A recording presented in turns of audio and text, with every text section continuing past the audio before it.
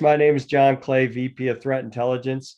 Probably the reason I was muted, I was sharing earlier that I traveled last week to Switzerland to be at the World Economic Forum, where I did a panel session on cyber warfare.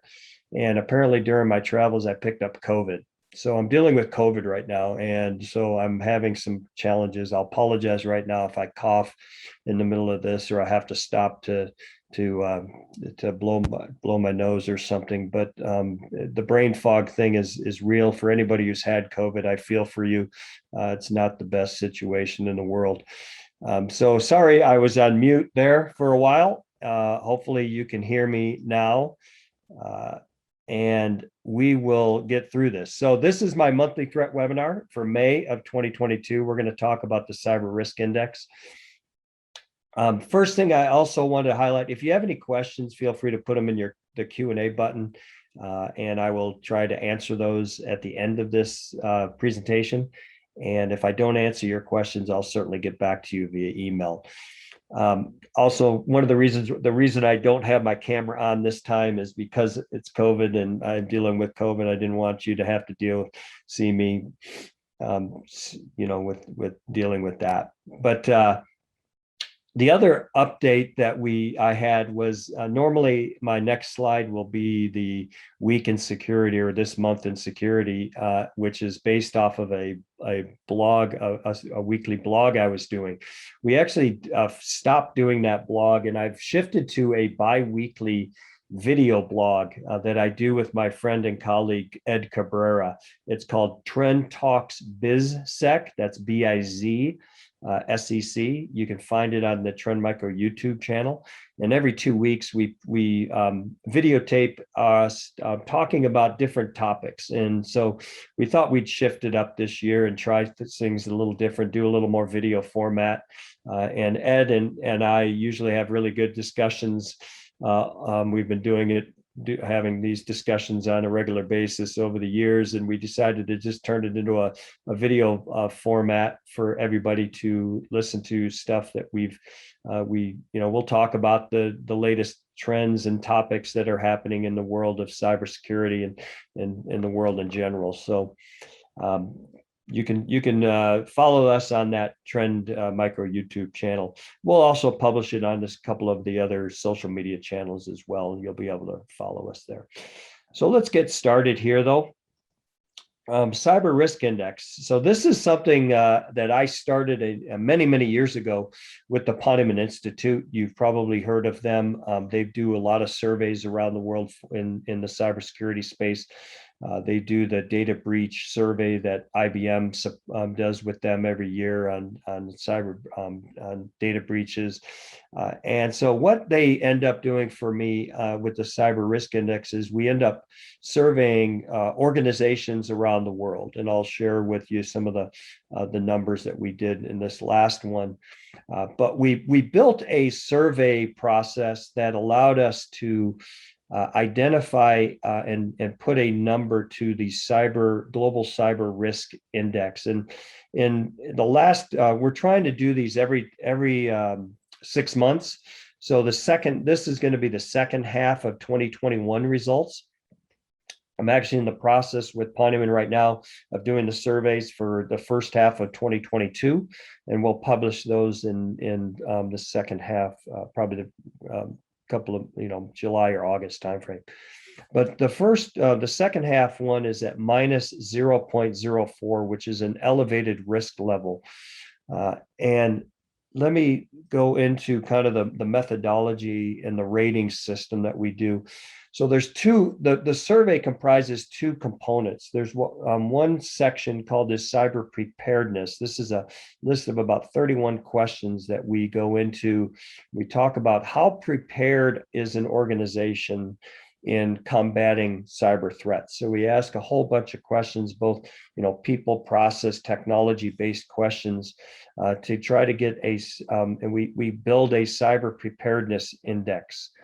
And then we subtract from that a cyber threat index. So we ask a whole bunch of questions about what's the current cyber threat look like? what data types are at risk, what infrastructure is at risk, how many breaches have you had in the past 12 months, et cetera. And so the cyber risk index is the calculation of the cyber preparedness index minus the cyber threat index. And that gives us a rating between -10 and +10. And you can see here how we calculate the different rating levels. If you're in the -5.01 to -10, you're at the high risk. Zero to -5, you're at elevated risk. That's why we're at that -0.04 is at an elevated risk. Is obviously we're getting very close to being at moderate risk, which is 0.01 to 5, and then 5.01 to 10 is low risk. Now, if you look at the sampling, so what we try to do here is we try to get as many organizations as possible so that we get a good statistical number globally. And you can see here, we break out also in 4 regions. So we have North America, where we had a final sampling of about 980 individuals inside organizations. And these are individuals that are in the IT area. So it could be a CISO, it could be an IT administrator, it could be anybody in between that deals in security in the organization. Europe, we had 886 final. APAC ASEAN region was 875. And then Latin America, South America, we had 700. And you can see the countries represented below. We have, I think, 25 countries represented around the world. So it's a very good representation of organizations. We also try to make sure that we have about the same number of organizations that we survey that are at small business, medium business, and large and very large enterprise businesses. So we get a very good sampling that. We also obviously look at many different types of industries are represented here as organizations as well. So this gives us a good sampling and a good statistical representation of many different types of organizations out there. Now, when we look at the different regional views of it, North America, you can see here I have up in the upper right corner, you can see the chart where, or the table where we have the first half index, cyber risk index score, and the second half score. So you can see North America went from -1.27 to -0.01. So that means actually they've improved their risk. So they went to a less elevated risk level. Europe went from -0.22 to -0.15. So they improved a little bit.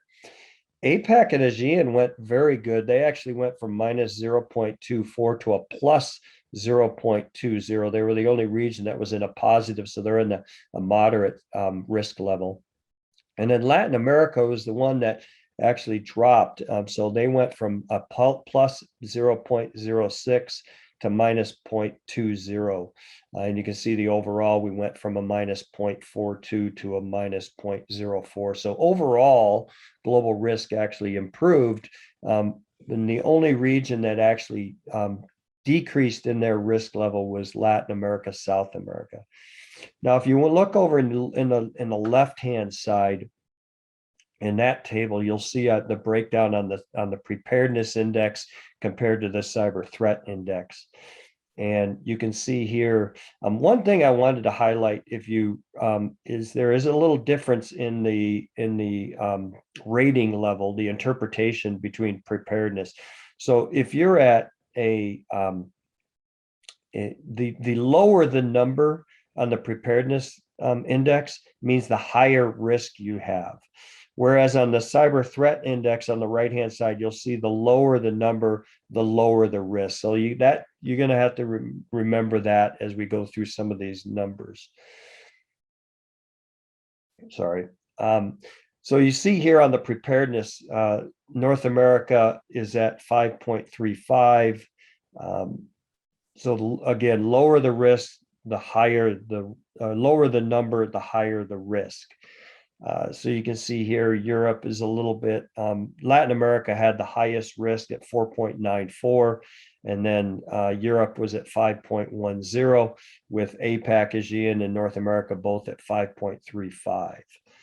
On the cyber threat side, again, lower the number is lower the risk. So the lowest risk was Latin America, South America. They felt their cyber threat was the lowest, but not by much. Obviously, APAC, ASEAN was at 5.15, with Europe at 5.25, and North America at 5.36.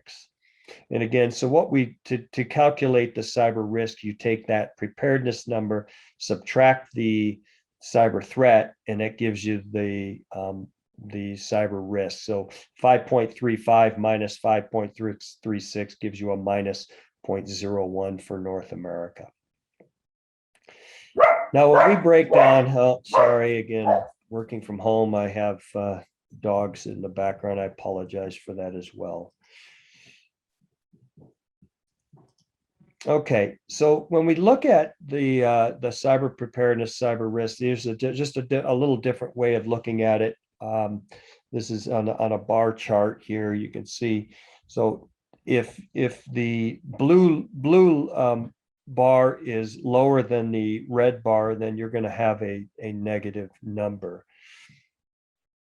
And you can see here on the right hand side, just gives you some data on it. So if the cyber threat is elevated, it's an elevated risk for all regions, which is high likelihood of compromise, low ability to detect new threats, and the risk decreased since the last CRI survey. Let's get a little bit into some trends now. Again, the intention is to run this every 6 months. So you can see here, starting in 2020, we have 3 iterations of it for North America, Europe, and APAC, ASEAN. Latin America, South America joined in the first half of 2021, so we've only had 2 rounds with them. But you can see here on the red line, which is North America, we went from minus 1.07 in 2020 down to minus 1.27. So the risk increased in that 6 months, but then it increased. It improved in the second half. So you see that number, that line going up and upwards. Just like with Europe, which is the orange line, you can see here, it went from minus 0.13 down to minus 0.24, and then up again to minus 0.15. So again, that one improved. And then APAC, ASEAN is the pink line. You can see they went from minus 0.02 to minus 0.22, but then up to plus 0.20. And then Latin America has the one that dropped from 0.06 down to minus 0.2. And this will be a chart that we will update, and it will be able to see over time how these risks, and that was the intention of this cyber risk index in the project that I started years ago, just to give us a trending number and how the risk has shifted over time.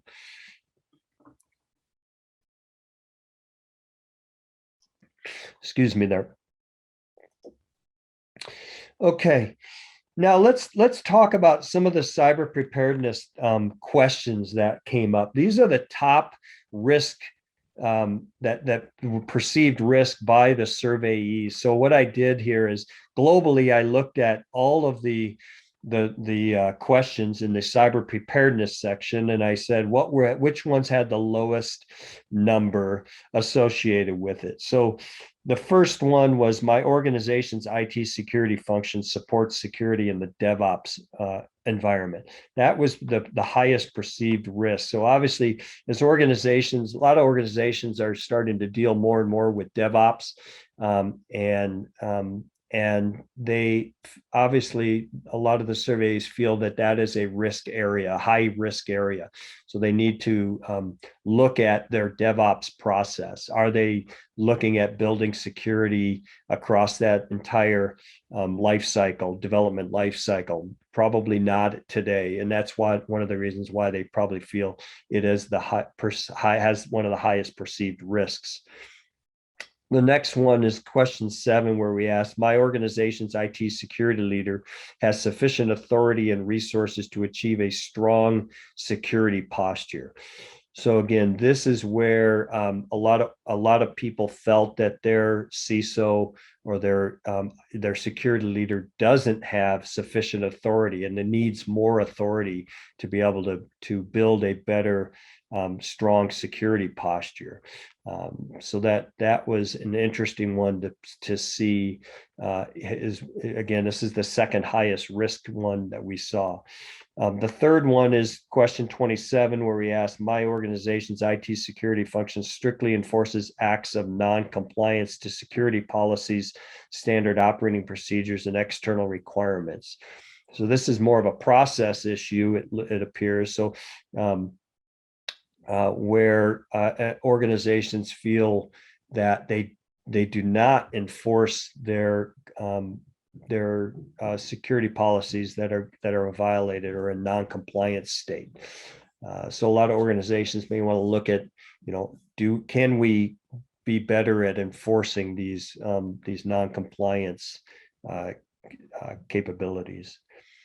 And then the next one is question 29. My organization's IT security function has the ability to know the physical location of business critical data, assets, and applications. So this is an interesting one because we'll talk later about the attack surface discovery process. And a lot of organizations are starting to look at this area very hard, because both external attack surface and your internal attack surface is really a challenge. If you don't know, if you can't see something, it's going to be difficult to secure something.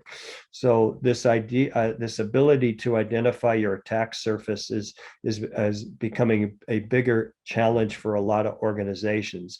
The good news is, and we'll talk about it, is there's some tools today that you can utilize that can maybe help you in this area. But a lot of people, obviously, a lot of the surveyees felt this is still a big challenge for them and one of the bigger risks factors inside their organization. And then next one, question 4, my organization's IT security leader reports to senior leadership, such as the CEO, COO, the CIO. So again, this is a people issue, just like that question 7 about the CISO not having enough sufficient authority. And maybe that is because they do not report to senior leadership. So something to think about in your organization. If your security leader doesn't report to senior leadership, it may be time to make that shift and make that change so that you get better representation. And then another one, question 8, my organization makes appropriate investments in leading edge security technologies such as machine learning, automation, orchestration, analytics, and/or artificial intelligence tools. So, and this is more of a technology. So again, when you're talking risk, you really talk about people, process, and technology.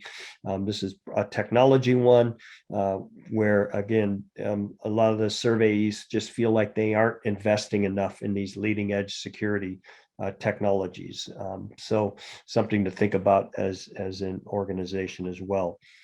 And then the last one I wanted to highlight was, my organization spends considerable resources evaluating third-party security risks, including the cloud and the entire supply chain. So again, this one is very close to the other last two, where they felt this is one of the highest risks within an organization's preparedness risk inside the organization. So if you're not evaluating your third-party supply security risk, we saw a number of supply chain attacks last year. We see a lot of what I call island hopping, which is, utilizing an organization, one of your suppliers who has access to your network because they need to have access, and these criminals go after them first, and they pivot from there, using their access into your network to gain access to your network. Those are the kind of things you want to be looking at, evaluating those third-party access points into your network, et cetera. Now let's talk a little bit about the different types of risk. We break it down in the cyber risk index. If you go to the website, again, you can go to trendmicro.com/cyber risk.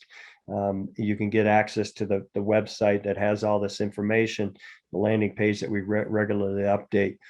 We break it down into 5 different types of risks. The first one is operational risks.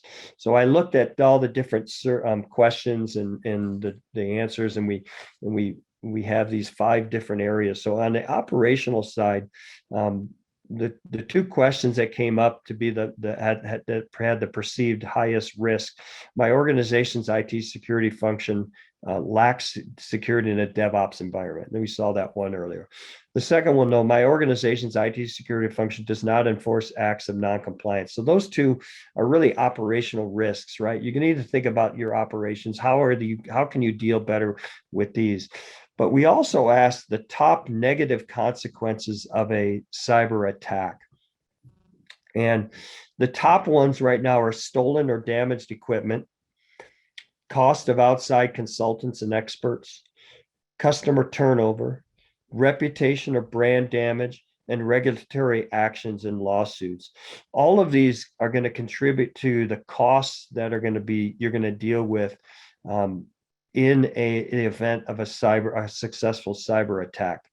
And the top one, obviously, stolen or damaged equipment. So if you get, in the attack, the cost of outside consultants and experts seems to be going up quite a bit for a lot of organizations. As organizations deal with these threats, they have to bring in more expertise in many cases. So whether that's an incident response vendor that can come in and help you, it could be you have to deal with a GDPR issue, so you have to bring in another group, or you have cyber insurance stuff.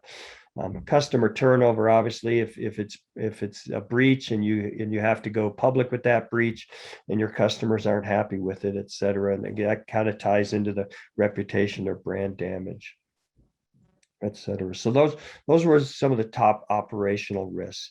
Now, on the infrastructure risks, we talk about the physical location of those critical assets. Again, that's a challenge for organizations. And then the organization lacks appropriate investment in leading security technologies. Now, we also ask a question about the top security risks within IT infrastructure.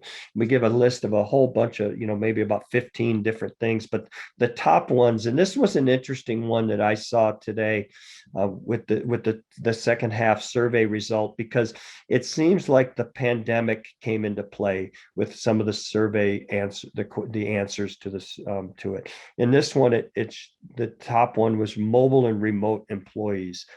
Obviously, with the pandemic and a lot of employees moving to remote work, work from home, these surveyees obviously felt that mobile and remote employees were their top security risk.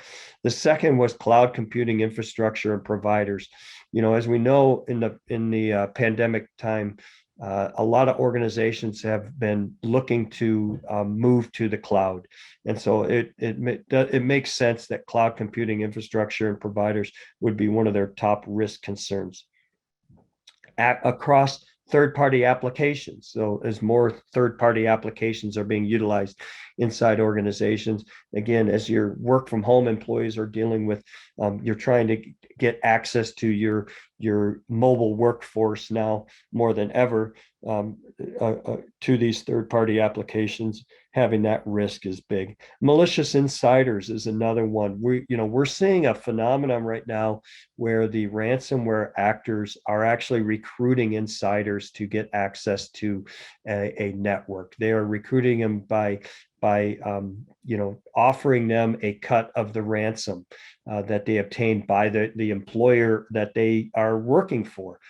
So this is a challenge for a lot of organizations. Malicious insiders is one of the biggest challenges and the hardest ones to identify inside an organization. So it's and malicious insiders is regularly one of the top security risks within IT infrastructure that we see when I see the results over the different times we've surveyed people. And then the last one, mobile devices such as smartphones. This one made the top five, and we hadn't seen before. And again, likely because of the work from home phenomenon that we are seeing as well. Let's look at the data risks now. So on the data side, on the preparedness, my organization is not well prepared to deal with data breaches and cyber security exploits. Was the top one. My organization's enabling security technologies are not sufficient to protect data assets and IT infrastructure. And then third, my organization's IT security is not able to contain most cyber attacks. So those were the top preparedness issue where it comes to more on the data side. But we also asked the top data types at risk. So, this is the top five. There's a list of about 15 or 20 of them that we give the surveyees, but the top five, number one, R&D information. Obviously, you do not want your R&D information to be breached and be exfiltrated. Financial information, business communication, email, basically, company confidential information, and then trade secrets. All of these represent data types, obviously, that if they are compromised can have a massive negative effect on your organization. So definitely those are things that you want to think about. We'll talk about, a risk-based approach to securing later, but certainly you want to look at and identify what are your top data types within your organization that you need to protect, and then build your security around those. And how much you need to secure those will depend on how what type of perceived risk they would be if they were compromised and exfiltrated to a malicious actor group. On the human capital risk, I only have two down. There's more, but I didn't want to put them all down. But again, you saw the two top ones obviously are big, but not having sufficient authority and resources to achieve a strong security posture, and then not reporting to senior leadership. So again, when you think about people, there's a couple of things we'll talk about later, but certainly making sure that that security is a perceived business challenge for an organization, and it can improve. The more you improve your cyber risk, the more you improve your business and your business operations. So looking at that, making sure your board is aware, of that, and maybe that your CISO has sufficient authority to work with the board and get support of the board.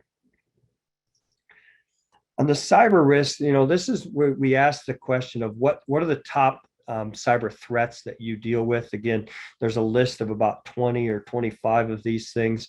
These are the top five that came up globally. First and foremost, ransomware. It's probably no surprise to anybody, but this was the top perceived cyber threat by the surveyees. Phishing and social engineering were number two. Denial of service, number three. Botnets, number four, and man-in-the-middle attack, number five. Now, I think the first two are kind of no-brainers, right? Phishing and social engineering often lead to ransomware, because that phishing and social engineering usually is the first way to get actually initial access into an organization. That then there's a number of things that can happen, and then normally the last stage is to drop some ransomware. Denial of service is an interesting one. By a lot of these, you don't see denial of service being used much, but obviously they think it is a top threat if it happens to them. So again, this is a perceived threat that they think is potential. Botnets certainly is an interesting one to show up here, because but obviously their botnets are being utilized quite a bit in attacks out there on organizations. And then man in the middle showed up, and this was an interesting one. And I think it probably happened because of all the supply chain attacks that we saw, which tend to be more of a man in the middle type of attack.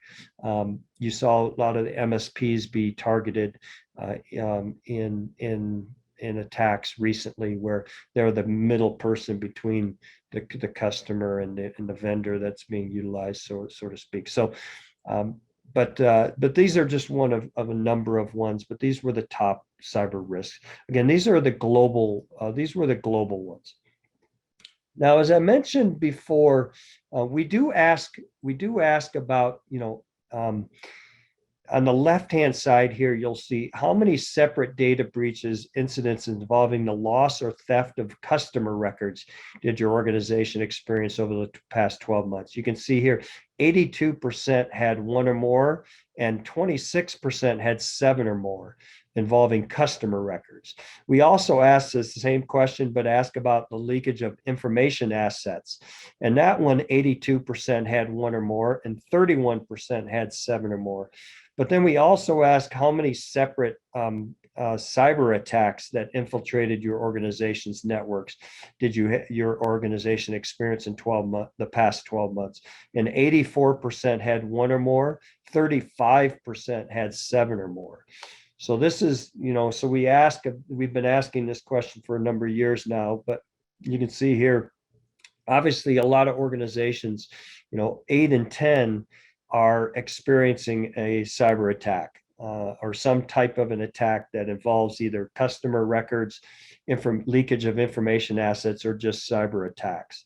And a third at seven or more have experienced these attacks. Now, we also ask them, what's the likelihood of your organization to experience these same type of attacks in the next 12 months? And you can see, customer records at 67% are somewhat likely to very likely. 71% think that a data breach involving leakage of information assets is somewhat likely to very likely. And then 76%, so 3/4 said it's somewhat likely to very likely that they will experience a cyber attack that infiltrates their network or enterprise systems within the next 12 months. So again, a lot of organizations obviously feel, three out of four feel that they will be successfully attacked in the next 12 months. So that would lead me to believe that they feel their preparedness isn't up to the level that it needs to be. And obviously, we're at an elevated risk level on the preparedness side. So that probably stands true.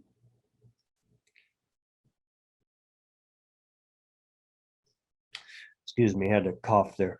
Now I wanted to shift a little bit and show the North America results. So I know a lot of my attendees here are from North America, and I just wanted to show that we do break down these numbers and the survey results by region.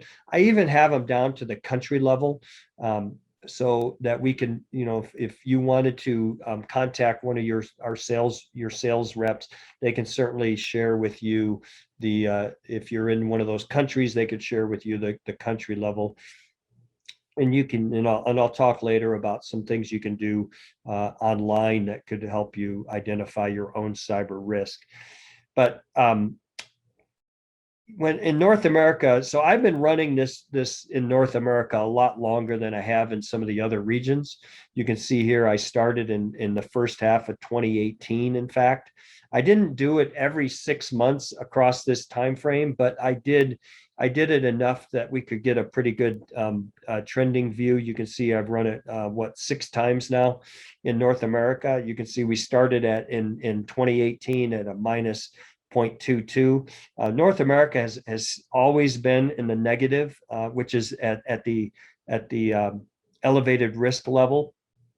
You saw it dropped from 2019. It was steadily getting better until 2019, and then in 2020 it dropped quite a bit. In the first half of 21, it dropped even more, but then it went up a little bit. It went up pretty good in the second half. You can see that sharp increase there. But again, North America has always been in an elevated risk level. These were the top, in the second half, these were the top questions we asked in the preparedness. So again, enabling security technologies are sufficient to protect data assets. So they're feeling like their enabling security technologies are not sufficient enough. Those are the highest perceived risk, preparedness risk. They do not spend enough time educating employees. That was one of the top risks that the surveys in North America felt. They weren't, we had this one before. The organizations function strictly enforces acts of non-compliance. They don't do that enough. Organization is not well prepared to deal with data breaches and cybersecurity exploits. And then my organization spends considerable resources evaluating third-party security. So these were the top preparedness questions that they felt had the highest risk. They were least prepared in these areas. Now, I wanted to highlight the biggest difference. So what got worse between the first half and the second half. So in the preparedness side. So this one, question 4 was the security leader reports to senior leadership. So respondents felt that was the one that got worse risk. Number 2 is question 2. My organization's IT security personnel has sufficient knowledge, skill, and expertise to protect data assets and IT infrastructure. You see that it dropped almost a point. So much higher risk level they felt. My organization's IT security function complies with data protection and privacy requirements. That one dropped minus 0.9. My organization's senior leadership views security as a competitive advantage. That one dropped minus 0.69. My organization spends considerable resources evaluating third-party security risks. That dropped minus 0.457. So you can see in this case, there was a number of people issues that they felt on the people side. They were higher risk than they were in the first half. And then some of their challenges on the process side as well. Now, these are the items that they felt were the biggest improvements over from the first half to the second half. So my organization actively involved in threat sharing with other companies and government. That improved up plus 4.26, so a huge increase there. So it appears that a lot of organizations have gotten much better at sharing, threat intelligence sharing. So that's good news. My organization's IT security function has evolved over time in response to changing attacks and attack patterns. Again, a big increase, 3.84 points. So again, a good increase in improvement. My organization's IT security function is able to prevent most cyber attacks. My organization is able to contain most cyber attacks. So both those went up quite significantly. And then the last one, my organization's IT security function conducts assessments and/or audits to identify threats, vulnerabilities, and attacks. So again, that one went up quite a bit as well, over 3 points. So these are all good things. These are, it seems like, these are things that organizations are doing much better, and it's great to see this. So something you might want to look at inside your organizations as well. Now, on the data breach and likelihood side, you can see here in North America, 80% had one or more data breaches involving customer records in the last 12 months. 28% had 7 or more. 82% had one or more data breaches involving leakage of information assets, but 34% had 7 or more. And then 84% had one or more separate attacks, whereas 29% had 7 or more. On the likelihood side, you can see 74% are somewhat likely to very likely have customer records breached. 76% are somewhat likely to very likely of having intellectual property or information leakage of information assets. And 79%, so almost 80% of them feel like they will have a successful attack in the next 12 months. So not very confident in being able to prevent an attack. So we'll talk about what to do next. Now, when you look at the top 5 data types at risk. And here I added a comparison between the first half and the second half. You can see in the top data types in the second half: company confidential information, financial information, R&D information, product and market information, and business email. So you can see a couple of things stayed in there: the company confidential, financial, and business communications were all both on both ends. The security risks in infrastructure, you can see the difference here. In the second half, though, it was cloud computing infrastructure and providers, mobile remote employees, virtual computing environments across third party, and malicious insiders. Very actually quite different from the first half. You can see in the first half, it was organizational misalignment and complexity, desktop or laptop computers, cloud computing, DNS server environment, and IoT devices. So only cloud computing was the one that stayed in the list, actually went to the top. So you can kind of see maybe that the pandemic had a significant change in the infrastructure risk between the first half and the second half. Negative consequences. You can see here I only had 3 in the first half, but I did 5 in the second half. Lost revenues were number 1 in the second half: stolen or damaged equipment, customer turnover, cost of outside consultants, disruption or damage. So you can see that there was, excuse me. On the cyber threat side, definitely some shifts there. Ransomware went from number 3 to number 1. Denial of service wasn't even listed before. Now it's number 2. Phishing and social engineering was number 1. It's now number 3. Man-in-the-middle attacks remained at number 4. And then advanced persistent threats were jumped into it, taking over from fileless attacks. So, again, this is a little bit of a shift there. Obviously, the denial of service again is quite interesting to me, because I mean, maybe I'm not seeing that as much as I should be, but that's obviously a perceived threat that a lot of organizations are concerned about.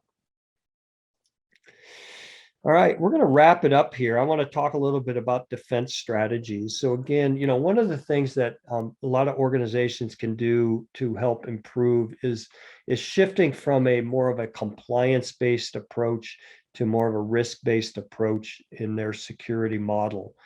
And why that is because, again, the first thing you need to do and think about is what is your risk level? How do you identify risk? And the risk is going to be different for every organization. So if you can identify your critical assets and put a risk level to them, then you can build out a security model that contains whatever it needs to contain to ensure that those data types are protected. So let's talk a little bit about this on the recommendation side. First and foremost, audit and inventory. I talked about the attack surface, right? You need to identify your attack surface. So take an inventory of your assets and data, identify authorized and unauthorized devices and software, make an audit of event and incident logs. So this will help you to get a good snapshot of what you have. And again, this includes assets that are external facing. Those are probably the more critical ones, because external facing assets are the things that the criminals are probably have access to first and the quickest, because they are external facing. So identify those external facing assets. There are some new vendors out there that are offering services and technology that can identify those. We partnered recently with, I think it was Bit Discovery is the company, when we were doing our Trend Micro 1 announcement recently. But there's a number of other vendors out there, I think, that can help you in this area. But identifying and getting an inventory and identifying those is critical. Configure and monitor. So manage your hardware and software configurations. Grant admin privileges and access only when necessary to an employee's role. So this is an area that you need to really think about as well, because we give too much privilege to a lot of people that shouldn't have it. So whenever, and if an account is compromised, and they will be, and they are being targeted tremendously by malicious actors out there, if that account has a admin privilege or an escalated privilege, it helps that malicious actor tremendously. So the more you can minimize the privileges and access only when necessary is great. Monitor your network ports, protocols, and services. This is a big one, especially in the external facing assets. Regularly, malicious actors are looking for open ports. They're looking for protocols that they can hijack and services they can take and exploit. Activate security configurations on network infrastructure devices such as firewalls and your routers. And then establish a software allow list that only executes legitimate applications. So where and when you can, if you can look at doing a software allow list, that would be a good thing, because any other programs that try to run, which are typically, these could be malicious programs that are trying to run, they would be disallowed and would not be available to run. Patch and update. So conduct regular vulnerability assessments. This is an area that, when we look at in our product, we have something called Risk Insights, and we could actually do scanning of your systems, and we can identify if they have some there's vulnerabilities on them and that need to be patched. But this can help you build a risk score as well. We can even give you a risk score in our Vision One platform. There in the console, there's a risk insights, and it can actually build a risk score for you by looking at the vulnerabilities on devices and if those vulnerabilities are patched or not. Also, obviously, patching and virtual patching. This is where a risk-based approach can help tremendously, is in the vulnerability patching. So obviously, there's a ton of vulnerabilities every year that come out. You only need to worry about the vulnerabilities that are associated with your applications and your environment and your operating systems that you run. But even within that you don't, all of those are not necessarily vulnerabilities that are going to be exploited. So you want to look at the vulnerabilities that are actively being exploited. Those are the ones you definitely need to are at highest risk, and you should be patching immediately. But also any that have a proof of concept out there, because the vulnerabilities that have a proof of concept code tend to be exploited quicker by the malicious actors out there. So those two things you want to look at as well.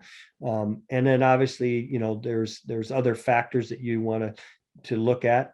Is it a business critical application that if it is exploited, it could do damage to your organization? And then update. Also, virtual patching. I would comment that virtual patching can help tremendously here, because that actually a virtual patch can be deployed without having to update or reboot the system typically. So it can provide you a gap until you can actually need to and have to perform a full patch process. So look at virtual patching as well. Protect and recover, implement data protection, backup, recovery measures, enable multi-factor authentication. Again, another ability to protect your accounts, because credential theft is huge. If you can put multi-factor authentication in place, even if they steal the username, password, they usually will not be able to compromise the multi-factor authentication process. And then finally, secure and defend. So employ sandbox analysis, That's a good thing. Deploy the latest versions of your security solutions. Make sure you work with your security vendor to ensure you have the latest versions of their products, because they are only as good as the latest version. Also, that you have enabled a lot of the advanced detection technologies that are available, AI and ML and some of the other stuff that's out there, and that you have that enabled and in running. Also, look to detect early signs of an attack. I mentioned ransomware. Ransomware is the last thing, but what's happening prior to the ransomware malware being deployed? They're probably laterally moving across your network.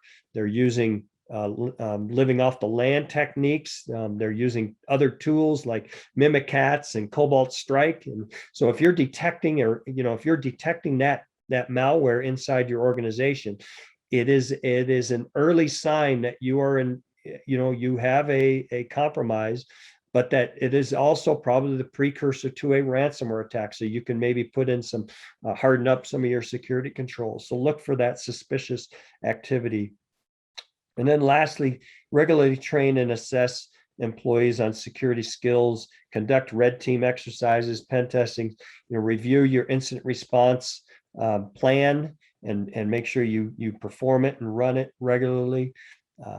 That will also go far in helping you. So with that, I'm going to open it up to questions. I'm just highlighting here our Trend Micro One platform, but look at the middle red arrows. But this is where we can help discover the attack surface, and then assess the risk of, once we identify that attack surface, we can assess the risk of your systems, devices, and accounts, and then apply security to those to help improve that. So we'd love to talk to you about that. We've been around for many, many years. I would love to talk to you. You can contact us here. So I appreciate everybody taking the time. Have a great day, and we will talk soon. Bye-bye.